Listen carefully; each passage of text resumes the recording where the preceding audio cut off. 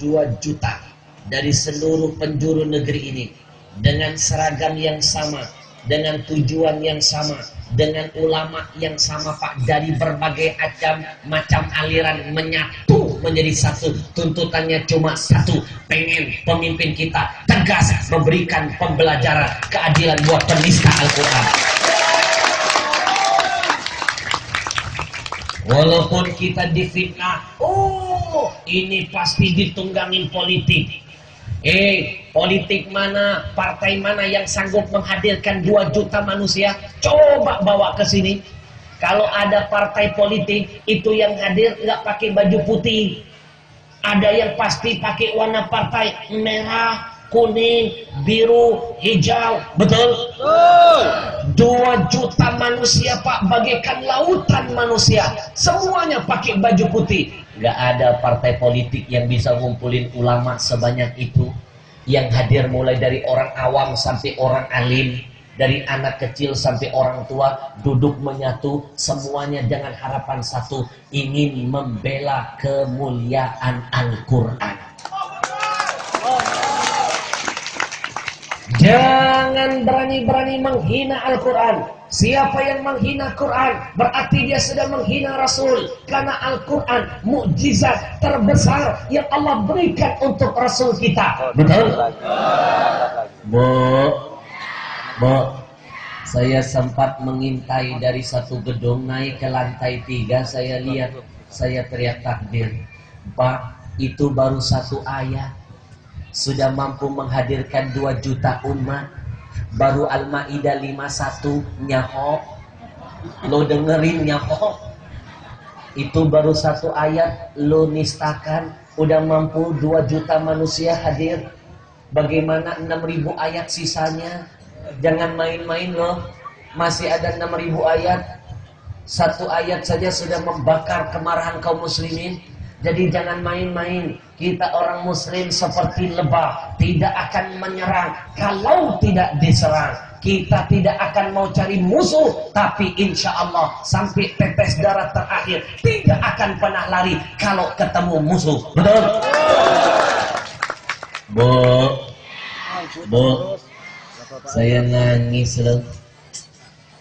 Berjam-jam ulama nungguin dari habis sholat Jumat sampai malam. Kita ngerasa kayak nggak punya presiden. Dulu janji kampanyenya mana? Dikit-dikit ngomong saya siap berdialog. Dialog opo? Saya siap menerima rakyat kapanpun. Opo?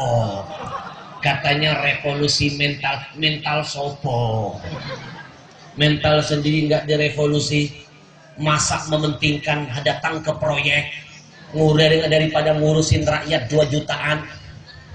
Maaf, kalau revolusi mental nggak ngurusin yang sifatnya jasmani. Yang namanya proyek kereta itu urusan jasmani. Maka maaf, jelek-jeleknya Soeharto, saya masih memuji Soeharto. Satu-satunya presiden di negeri ini yang betul-betul sukses merevolusi mental. Bayangkan Pak, hampir 1000 masjid, kurang 1 masjid berhasil dibangun oleh Soeharto. Presiden mana yang pernah membangun masjid sebanyak ini di negeri ini? Sibuk bangun jalan, bangun kereta. Mentalnya dulu dong mukmin harus diperbaiki.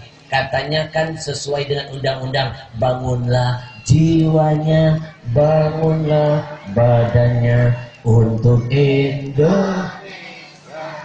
Pemimpin kita ini kadang-kadang cuma ngomong tapi nggak ngamalin undang-undang. Yang dibangun bukan jiwa, urusan badan. Maaf kalau saya yang goblok ini jadi presiden, lihat isu 4 November, ini bukan cuma Indonesia, dunia meliput, dunia mengintai. Harusnya batalin. Ngapain ngurusin proyek? Lah sekarang bisa ngebatalin kunjungan ke Australia. Masa kemarin nggak bisa ngebatalin cuma nengokin proyek doang? Betul? Maaf, saya nggak pernah takut kalau udah urusan Allah.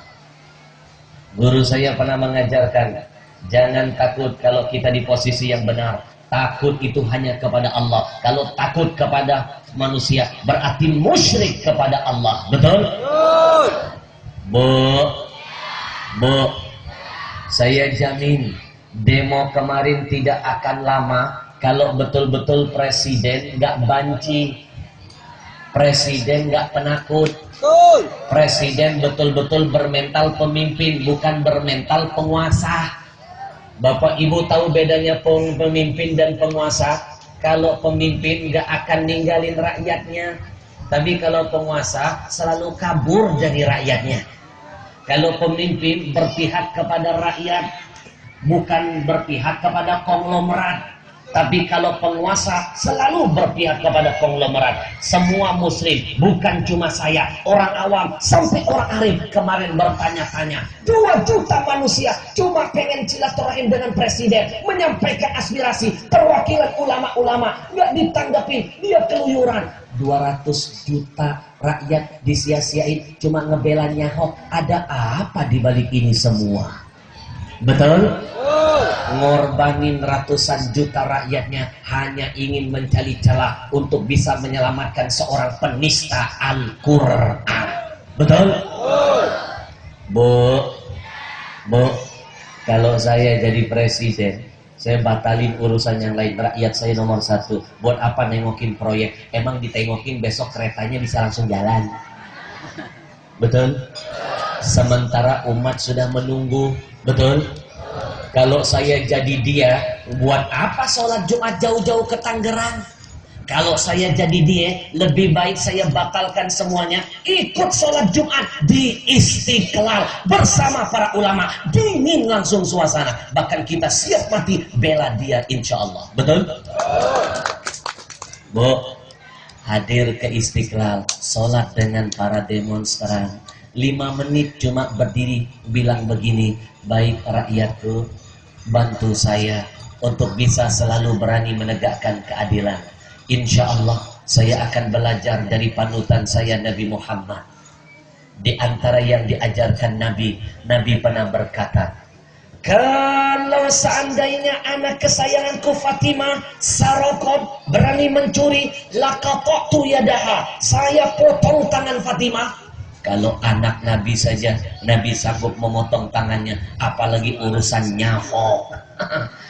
Saya presiden, saya pimpinan kalian. Siapapun yang menegakkan, siapapun yang menistakan agama, mau dari agama manapun, kita kasih keadilan, kita kasih pelajaran, kita penjarakan. Saya nggak peduli mau Ahok, mau siapapun, saya akan menegakkan keadilan. Kita cuma butuh begitu, Pak. Lalu cukup bilang, kalau begitu bantu saya, kasih saya waktu. Saya mohon, jangan demo, pulanglah ke tempat kalian masing-masing. Saya sayang dengan kalian. Saya jamin Pak, demi Allah, orang nggak akan lanjut demo ke istana. Ini malah kabur. Itu yang memancing kemarahan rakyat. Lebih mentingin proyek urusan duniawi, tapi proyek akhirat dia sia-siakan. Timbul pertanyaan, benar nggak sih agamanya Islam? Betul? Salatullah, salamullah